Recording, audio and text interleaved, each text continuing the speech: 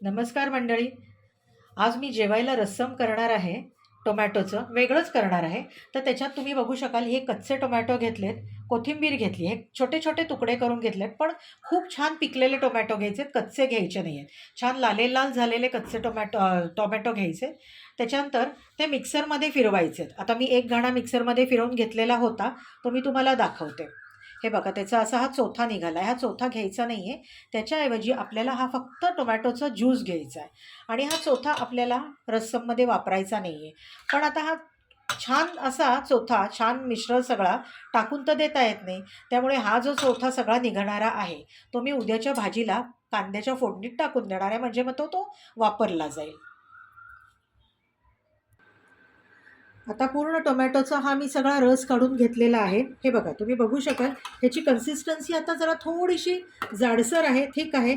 आता त्याच्यात आपल्याला खूप पाणी घालायचं आहे, पण आपल्याला टोमॅटोचं पातळ सार किंवा रस्सम असं करायचं आहे. हा सगळा त्याचा निघालेला चोथा होता. कोथिंबीर आणि कच्च्या टोमॅटोचंच हे केलेलं असल्यामुळे तो चोथा आहे. हा मी वाया घालू देणार नाही. उद्याच्या फोडणीत मी टोमॅटोचा चोथा वापरून टाकणार आहे. आता ही फोडलेली चिंच आहे. आता चिंच मी टाकते ह्याच्यात. चिंच थोडीशीच टाकायची, कारण टोमॅटो ऑलरेडी आंबट असतात, त्यामुळे ती फार नाही टाकायची. थोड्या वेळाने वाटलं तर थोडी चव घेऊन आंबटसर आपल्याला जितकं हवं असेल तितकी करायची. जास्त मी टाकत नाही आहे. मला जर का वाटलं तर मी थोड्या वेळाने त्याच्यात. आता ह्याच्यात तुम्ही बघाल मी पाणी किती घालते.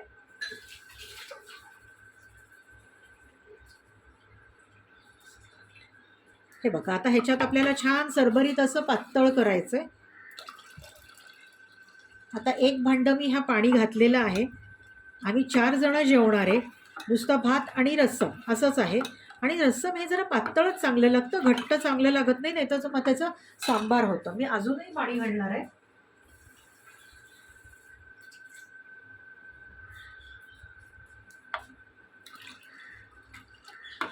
आता ही 2 भांडी मी पाणी घातलेलं आहे. छान त्याला असा फेस आलेला आहे. आत्तापर्यंत मी टोमॅटोचं चिंच घालून त्याचं ज्यूस काढला किंवा सार म्हणू आपण, सार काढलं, चिंच कोळून घातली. आता ह्याच्यात अगदी थोड्या प्रमाणात आपल्याला गूळ घालायचा आहे. अगदी थोड्या प्रमाणात. तुम्ही बघू शकाल आपल्याला हे गुळचट करायचं नाही आहे. फक्त एक बॅलन्स राहण्यासाठी एवढा, किंवा फार फार तर अजून छोटासा असाच खडा. हे बघा, हा असाच खडा हे असे 2 खडे मी गुळाचे घेतलेत. गूळ हा फक्त आपल्याला बॅलन्स करायला घालायचं आहे. त्यामुळे गुळचट लागलं नाही पाहिजे. हे छान लागलं पाहिजे. त्यामुळे गूळ थोडासा घातलेला आहे मी. गूळ थोडासाच घातलेला आहे. त्याच्यात आता थोडं मीठ घालून घेते मी. वरनं लागेल तसं मग मीठ मी घालेनच. जेव्हा उकळी येईल आणि वाटलं तर मीठ घालीन, नाही तर कदाचित घालणार पण नाही. चवीनुसार आपण मीठ आत्ता पण म्हणूया. हे संपूर्ण हलवून घेतलं. आता ह्याच्यासाठी लागणारा जो मसाला आहे तो मी तुम्हाला दाखवतेच. आता मी या रस्सममध्ये फोडणीला टाकायला आलं लसूण घेतलेलं आहे. लसणाच्या 7-8 पाकळ्या घेतलेल्या आहेत. इथे बघाल, लसूण घेतलेला आहे. 7-8 पाकळ्या लसूण, सॉरी मी चुकून आल्याच्या पाकळ्या म्हटलं. आलं घेतलेलं आहे. लसणाच्या 5-6 पाकळ्या घेतलेल्या आहेत, कारण लसूण माझं खूप आहे. एक 5-6 पाकळ्या. इथे मिरे घेतले, ते मिक्सरमध्ये काढणारे एकत्र. आणि छान ताजा कढीपत्ता आला, तो धुवून घेतलेला आहे, तो टाकला आहे. आता हे आपण मिश्रण घेणार आहोत, ते त्याच्यात टाकायचं आहे. त्याच्या पुढची कृती तो दाखवतच राहील.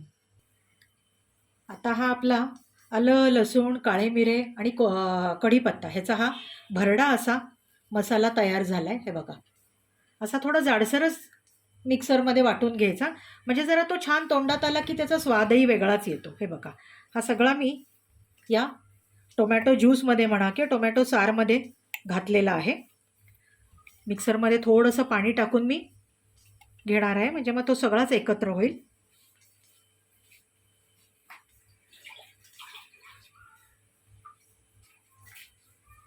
हे बघा, वाया काही जाऊ द्यायचं नाही. आता हे मी गॅसवर उकळी ठेवायला आणीन. त्याला छान उकळी आली की टोमॅटोचा जो कच्चेपणा असतो तो निघून जातो आणि मग त्याच्यावरती मी त्याला फोडणी देणार आहे. लाल मिरचीची, कढीपत्त्याची, जिरे, हिंग, मोहरी ह्याची.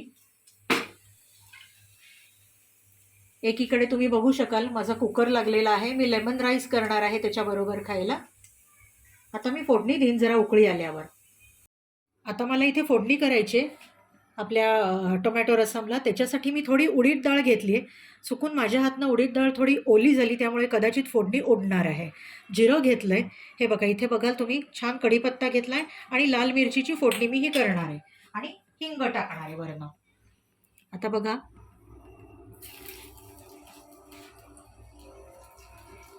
जिरं आणि हे छान असं तडतडलं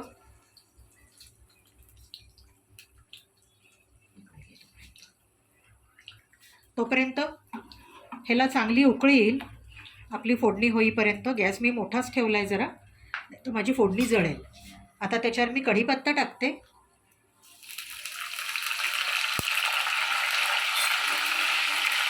लाल मिरची टाकते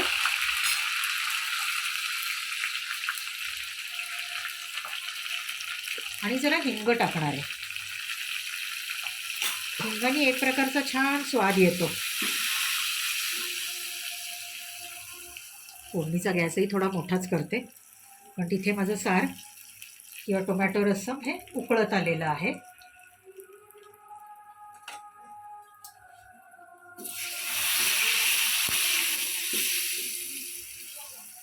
डाळी थोडीशी व्हायला पाहिजे म्हणून थोडासा गॅस मोठा ठेवू. आता फोडणी जळायच्या आधी मी गॅस बंद करते आणि आता आपण हे सगळं फोडणीचं साहित्य या रस्सममध्ये टाकू. छान अशी फोडणी बसलेली आहे, तडतडीत. रंग बघा किती छान दिसतोय. रंग किती छान दिसतोय बघा.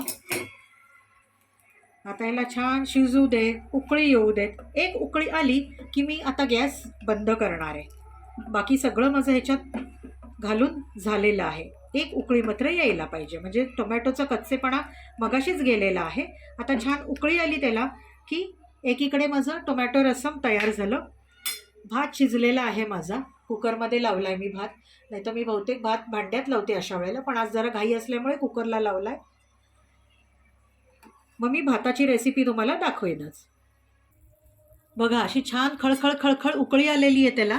आता मी गॅस बंदच करणार आहे. छान त्याला उकळी आलेली आहे. आता मसाला जरी तरंगत असला तरी तो जेवताना छान मस्त वाटतो खायला. तोंडात आल्या काही गोष्टी अशा चावताना की छान वाटतात. उकळलेलं आहे छानपैकी. मी टेस्टही घेऊन बघितलेलं आहे. थोडंसं मीठ लागलं मला वरनं घालायला, ते मी ॲड केलेलं आहे. आणि आता मी गॅस बंद करते. आता गॅस बंद केला आहे. आता मी झाकून ठेवते हे आणि भाताची तयारी करते. आता मी लेमन भातासाठीची फोडणी तयार केली आहे. इथे बघू शकाल तुम्ही, मी तेल तापायला ठेवलं आहे या भांड्यात. आणि इथे हिरवी मिरची बारीक चिरलेली आहे, कढीपत्ता आहे आणि थोड्याशा लाल मिरचीचे बिया राहिलेल्या आहेत, पण त्या मी काढणार नाही आहे, म्हणजे जरा तेवढा त्याचा स्वाद येईल. आता मी याच्यात हिंग आणि मोहरी, जिरं ह्याची फोडणी टाकते. ही छान तडतडली की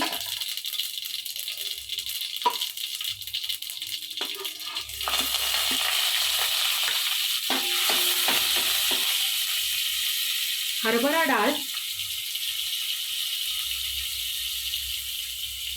डाळ आणि उडदाची डाळ अशी मी मिक्स केलेली ती आपण ह्याच्यात घालून घेऊ.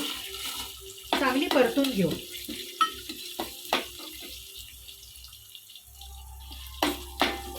ती थोडीशी लालसर झाली की शेंगदाणे टाकायचे, पण जरा मी त्याच्यासाठी थांबणार आहे. थोडीशी या दोन्ही डाळी लालसर होईपर्यंत हलवत राहूया, नाही तर मग ते लागेल भांड्याला आणि आपली फोडणी जी आहे ती करपेल.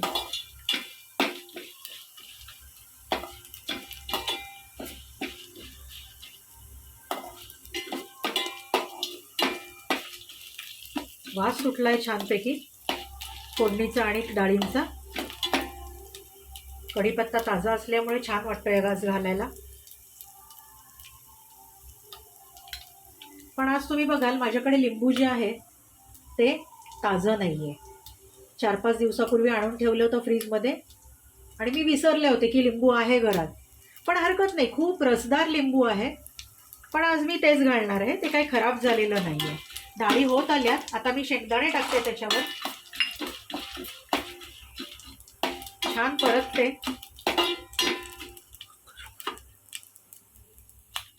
शेंगदाणे कच्चे असतात तेव्हा छान लागतात. आज माझ्याकडे भाजलेले शेंगदाणे होते पण मी तेच टाकलेले आहेत.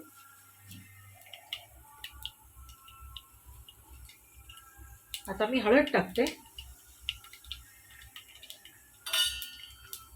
बारीक केला गॅस नाहीतर लागेल. आता मी हा सगळा भात जो आहे गरमच आहे आणि त्याच्यावर छान परतून घेणार आहे.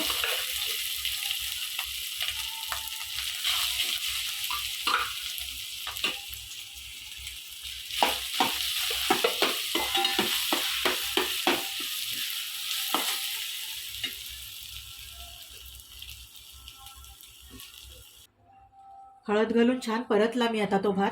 शेंगदाणे, त्याच्यानंतर उडदाची डाळ, हरभरा डाळ हे घालून आता मी जरा मीठ घालते. मी भातात शिजताना ऑलरेडी थोडंसं मीठ घातलेलं होतं पण ते काही सफिशियंट नव्हतं, त्यामुळे मी आता जास्तीचं थोडं मीठ टाकते म्हणजे छान चव येईल त्याला. आता आपल्याला लिंबू पिळायचं आहे त्याच्यावर. भात परतला गेलाय चांगला बारीक गॅसवर. बारीकच मी गॅस ठेवलाय म्हणजे मग तो लागायचा नाही आणि सगळं जिन्नस त्याच्यात व्यवस्थित मिक्स होईल. आता मी लिंबू पिळते.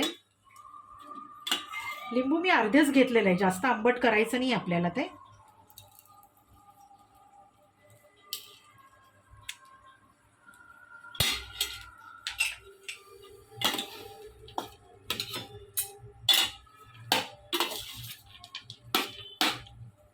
आणि कोथिंबीर मी आत्ताच टाकते म्हणजे ती चांगली मिक्स होईल.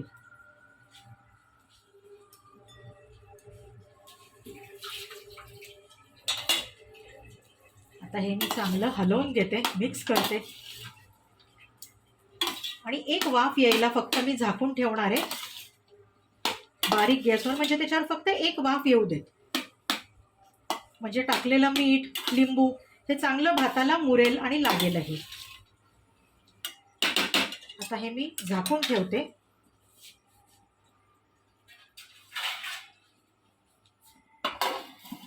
आता त्याला छानपैकी वाफ येऊ देत. आता आजचा आपला हा मेन्यू तयार आहे.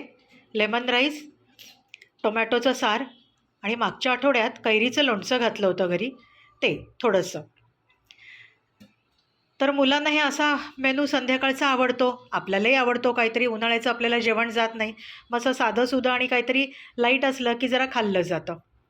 तर एकंदर आजचा हा माझा व्हिडिओ तुम्हाला कसा वाटला ते नक्की कमेंट्समध्ये सांगा आणि मला फॉलो करायला आणि सबस्क्राईब करायला अजिबात विसरू नका. म्हणजे नवीन नवीन व्हिडिओ मी आणत जाईन आणि रेसिपी टाकत जाईन. धन्यवाद.